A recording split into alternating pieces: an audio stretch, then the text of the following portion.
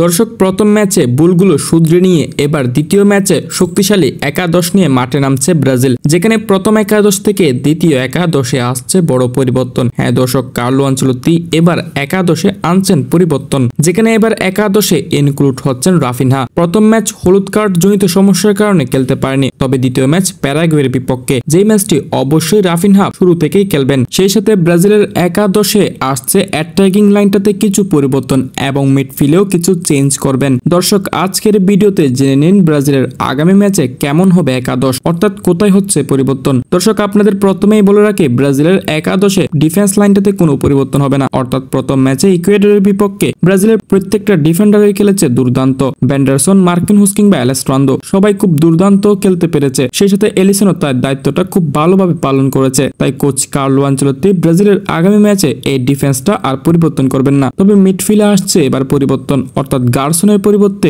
মিডফিল্ডে এবার রাফিনহা খেলতে পারে। কেননা লেফট উইং যেহেতু ভিনিসিয়াস জুনিয়র আছে, তাই ওই জায়গায় আর রাফিনহাকে দেওয়া হবে না। তাই এবার মিডফিল্ডে আনা হবে রাফিনহাকে। কেননা প্রথম ম্যাচটিতে এমন কোনো মিডফিল্ডার ছিল না যে ফাইনাল থার্ডে বল পাঠাবে, ফলে লং পাসে অনেক ব্যর্থ হয়েছিল। এমনকি ব্রুনো গিমারাইসও অনেক ভুল পাস দিয়েছিল। তাই রাফিনহাকে এবার হয়তো অ্যাটাকিং মিডফিল্ডে খেলাবে কার্লো আনচেলত্তি, যাতে করে ফাইনাল থার্ডে সহজভাবে বল পাঠাতে পারে। এছাড়াও রাফিনহা মিডফিল্ড থেকে অনেক দুর্দান্তভাবে শুট করতে পারে, অর্থাৎ শুটিংটা অনেক রাফিনহার ভালো। এছাড়াও বার্সেলোনার হয়ে রাফিনহা ডি বক্সের বাইরে থেকে অনেক গোল দিয়েছেন শুট করে। তাই মিডফিল্ড থেকে এবার অ্যাটাক নিতে অনেক সুবিধা হবে রাফিনহার। এরপর ফরওয়ার্ড লাইনে স্ট্রাইকারে প্রথম শুরুতেই থাকতে পারে ম্যাথিউস কুনহা, অর্থাৎ রিচার্লিসনকে হয়তো সাবস্টিটিউট করে পরে নামাবে। এরপর রাইট উইংয়ে খেলবেন এস্তেবাওয়ের পরিবর্তে অ্যান্টনি। প্রথম ম্যাচে অ্যান্টনি চান্স না পেলেও দ্বিতীয় ম্যাচে চান্স পাওয়ার সুযোগ রয়েছে। হ্যাঁ দর্শক, এবার ফরওয়ার্ড এবং মিডফিল্ডে এই পরিবর্তনগুলো আসবে প্যারাগুয়ের বিপক্ষে ম্যাচটি খেলার সময়। দর্শক, আপনাদের কি মনে হয়, ব্রাজিল কি আগামী ম্যাচে প্যারাগুয়েকে হারাতে পারবে?